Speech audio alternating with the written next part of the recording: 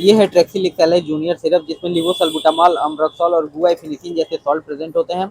इसका मुख्य यूजेस की बात करें तो ये खांसी से आराम देने में हेल्प करता है, कफ को पतला करता है, अस्थमा जैसी कंडीशन, सांस फूलने जैसी समस्या को सही करने में हेल्प करता है। ये सिरप फॉर्म में है, बच्चों के लिए यूज होता है ये।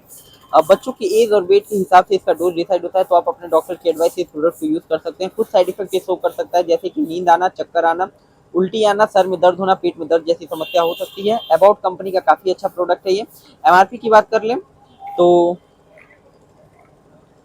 99 रुपए में आपको नजदीकी दवा घर पे मिल जाएगा। अगर आपको हमारा वीडियो पसंद आया हो तो लाइक करें, और ऐसा ही कंटेंट देखना चाहते हो तो सब्सक्राइब करें। Bye bye.